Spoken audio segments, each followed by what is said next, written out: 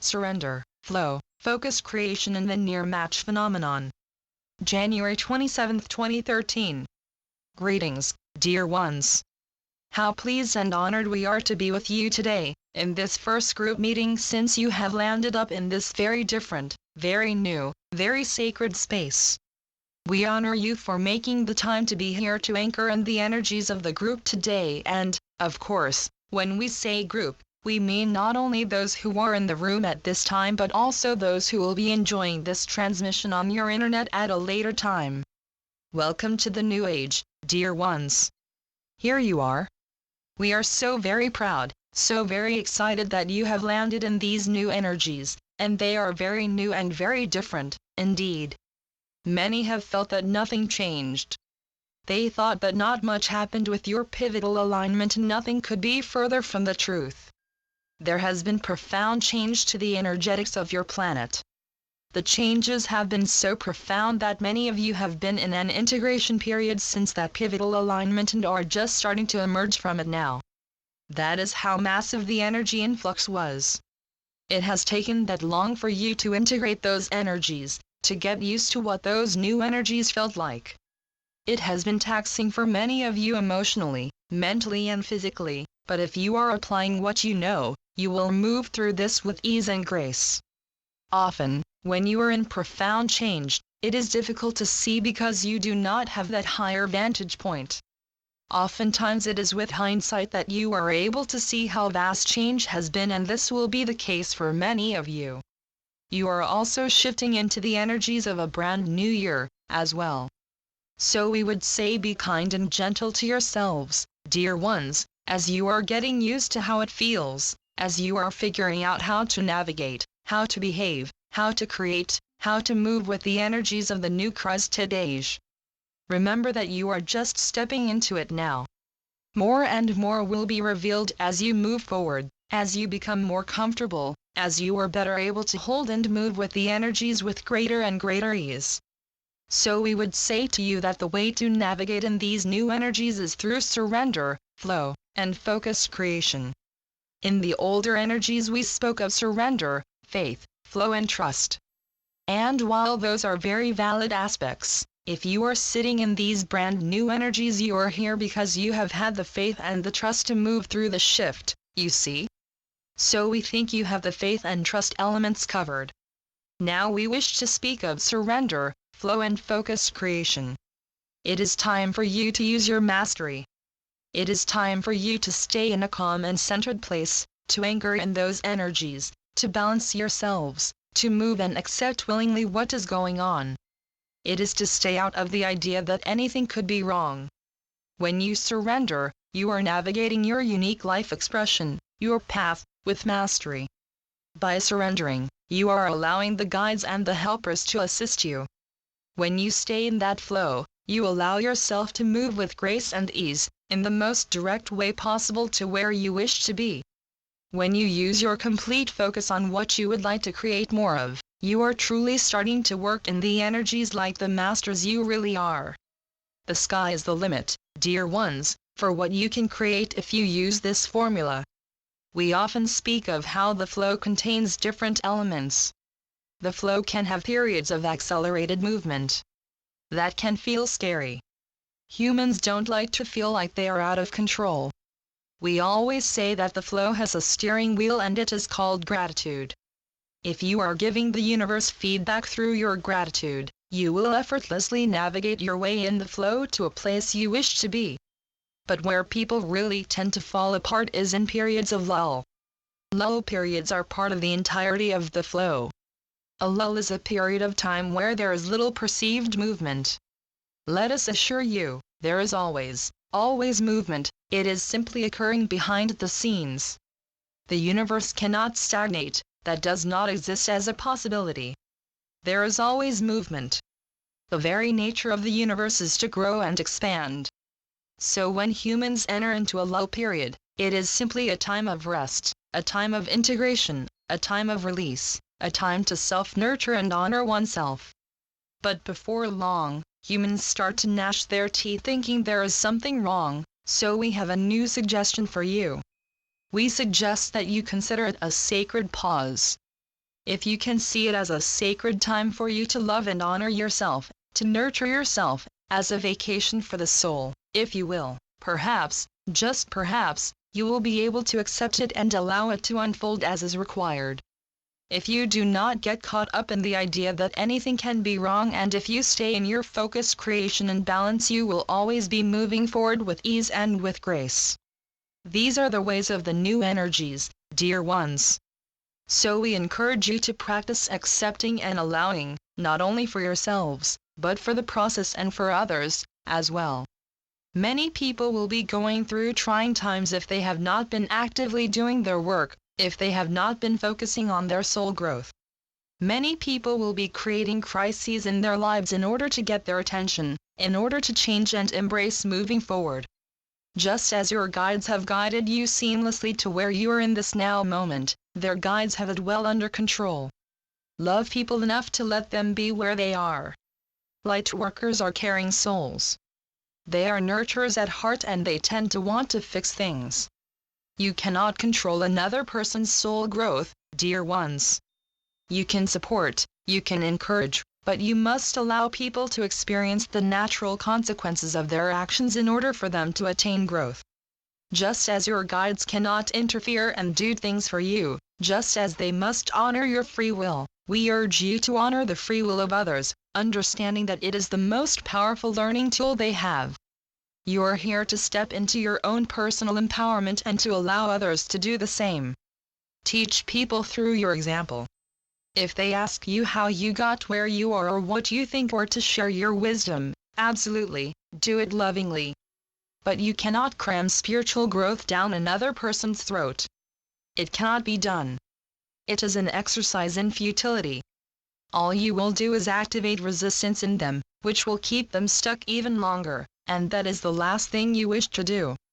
So love each other, support each other, and know that each and every soul on the planet knows exactly what they are doing. They are following their own sacred paths as is divinely perfect for them.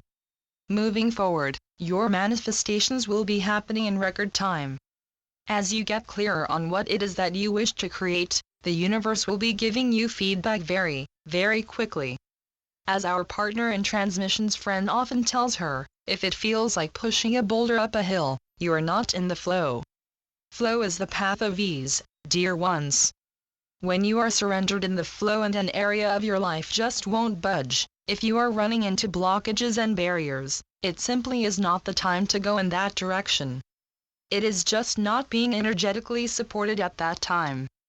There is no need for you to sit in angst, there is no need for you to waste endless amounts of time wondering which direction you should go in. If you have simply surrendered and are in the flow, it will become very obvious what is being supported and what is not. Your choice is the path of ease, and that does not make you lazy. Those old belief systems that said that you must work yourselves into the ground for a little result are just false and disempowering. No pain, no gain, is one of the most disempowering falsehoods that we have ever seen humans embrace. If you wish to have a path filled with pain, continue on using that mantra, but it is completely unnecessary, particularly as you are moving forward in your mastery. Focus on what you would like to create and then surrender into it, and know that the flow will take you to the highest result possible, if that is your intention. Now, as you hold what it is that you are trying to create, the universe will start to give you feedback. You will become magnetic to what it is that you wish to draw to you, and you will start to see elements of the thing that you wish to create popping up into your awareness. The universe will continue to deliver this to you until you get the perfect match to what it is that you are creating. You are being given an opportunity from the universe to give the universe further feedback as it starts to present some of those possibilities to you. So, for example, let us suppose that you wish to manifest an apple and the universe presents to you an apple that is full of worms. That does not mean that is the only apple that is available to you, dear ones. It simply means you have not been clear enough about what you wish to create. So you may say, "Oh universe, no no no. I didn't want an apple that was filled with worms. Thank you for the apple, but I would like to have an apple that is free of pests, please." And then the universe delivers to you an apple that is free of pests, but it is bruised because it has been dropped on the floor. So you say, "Oh, okay universe. Thank you for the apple, but I would like to have an apple that is free of pests and not bruised. I would like it to be perfect and fresh." So then the universe delivers to you an apple that is perfect and fresh but has been treated with pesticides. You have just read about that. Oh, dear universe. Thank you for delivering me the apple, however I would prefer to have one that is healthy to eat and in perfect shape and has been grown organically. So then the universe delivers to you a beautiful red apple that is organic, in perfect shape. It is free of worms, it is free of pesticides, and it is not bruised. It looks wonderful, but you suddenly realize that all along your mouth has really been watering for a golden delicious apple. So you say to the universe, "Oh, thank you universe. That is so much more like what I wanted, however, I was hoping to have all of those elements in a golden delicious apple." And then the universe delivers to you exactly what you want, in the most beautiful, golden delicious apple that you have ever seen, that meets all of your needs and brings you so much pleasure, nutrition, and joy. You have manifested your perfect match by staying in the flow until all the vital elements were met. You were not manifesting wrong when you manifested the wormy apple. You simply had not been specific enough. Would you stop at the wormy apple and say, "Arg, this is all the universe will give me. I'm not worthy. All I'm worthy of is wormy apples"? No, you would not do such a thing. You understand there are plenty of apples out there and you can effortlessly draw what you want to yourself. This would be considered the near match phenomenon. The universe will start to bring you the elements of what you are trying to create. If it is anything less than your highest creation, simply see it as feedback from the universe and get clearer about what you want. Get excited. See that it is working. It is not a failure, it is a success. If what you are drawing to you is flawed, do not think it is your only choice. Consider it feedback and get clearer about what you wish to create for yourself, because the sky is the limit. There is no cap on what you can create. The universe delivers feedback to you in what materializes physically. You deliver feedback to the universe through your gratitude and focused intention. This is the dance of co-creation. Where we are seeing people really misunderstanding this is in their desire to draw to them divine partnership. They open themselves up and they intend to draw to them the perfect partner, and the universe delivers a near match. The near match allows you to get clearer about what your needs are or what that perfect partnership would look like to you. Perhaps it's an opportunity to work on yourself, understanding that you will draw to you exactly what you hold. So people are drawing to themselves partners that hold many of the elements they are looking for, but there is one deal breaker, if you will, in the package. The other person is married, or perhaps the other person is terminally ill.